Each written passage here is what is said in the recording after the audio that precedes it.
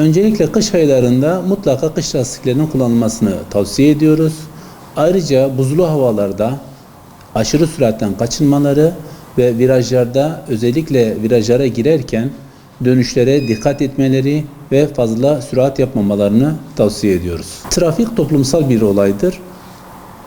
Öncelikle sürücülerin evlerine dönecekleri zaman onları bekleyen bir ailelerin olması gerektiğini mutlaka onlara söyleyelim.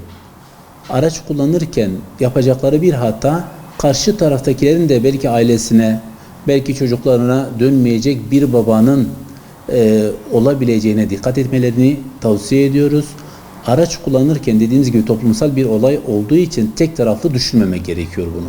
Yapacakları bir hata başka hayatlara da neden olabiliyor. Toplumsal bir yara bu. Özellikle sürücülerimiz bu hatayı çok yapıyor. Trafikte sabırsız davranıyorlar. Biz zaten bu dersi veriyoruz. Trafikte etik diye bir dersimiz var. Trafik adabı diye bir dersimiz var. Ama sürücüler trafiğe çıkarken canavarlaşmaya başlıyorlar. Aşırı hız, çok sürat, birden sollama yapayım, makas yapayım. Bunlara dikkat etmelerini istiyoruz. Çünkü bir hata her şeye neden olabiliyor. İnsanlar streslerini atamıyor. Trafiğe çıkarken de kullandığı araç sanki onun o anki bütün stresini oraya yayıyor. Yani bütün dikkatini oraya veriyor ve ne yapıyor? Bunlar da hataya neden olabiliyor. Sürücülere daha dikkatli, daha sakin araç kullanmalarını tavsiye ediyoruz. Yani araç kullanırken özellikle başka hayatların da olduğunu, başkalarının hayatlarına da ölümüne sebep vermeyelim. Buna dikkat edelim. Sabırsızlığın sonucu can kaybı oluyor. En basitinden maddi hasarlar oluyor. Yayaların ölümüne sebebiyet olabiliyor. Buna da dikkat etmeleri gerekiyor tabii ki. Özellikle karlı havalarda, buzlu havalarda işte gerekiyorsa dediğimiz gibi kış lastiklerini mutlaka kullanmaları gerekiyor. Aceleden kaçınmaları gerekiyor ve özellikle karlı havalarda zincir kullanmalarını tavsiye ediyoruz. Tabii yani trafik dediğimiz gibi toplumsal bir olay olduğu için kendisinden bıkmış biri Allah için kimseye zarar, başka tarafa da zarar vermesin, öyle diyelim. Son günlerde özellikle trafik cezaları çok kesilmekte. Biz sürücülere, özellikle stajyer sürücülerimize, yani yeni ehliyet almış sürücülerimize daha dikkatli olmalarını tavsiye ediyoruz. 2 yıl içinde 70 ceza puanı alan bir sürücünün sürücü belgesi iptal edilmektedir. Bunlara dikkat etsinler.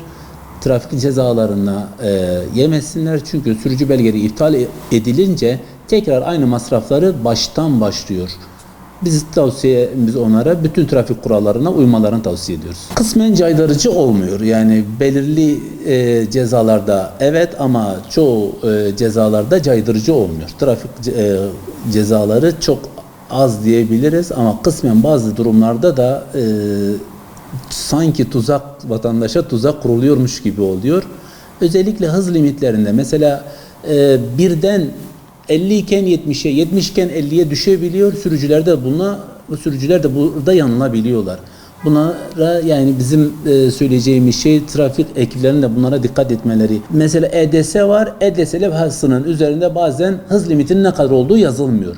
Sürücü de burada haliyle dikkat etmeyebiliyor ve ceza yiyebiliyor. Bunları da biz karayollarından düzeltilmesini istiyoruz. 2025 yılı kayıtlarımızı bitirdik. 10 Aralık itibariyle 2025 yılı kayıtlarımız bitti. 2026'da vergilere de %25'lik bir değerleme oranı olacak.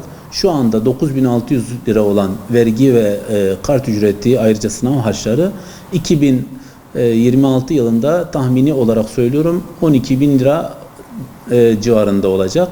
20.000 lira olan B sınıfı kurs ücretimiz de ortalama 25.000 liraya dengelecek. Yani B sınıfının sürücüye maliyeti ortalama 37.500 lira, Mardin için olan fiyatı söylüyorum.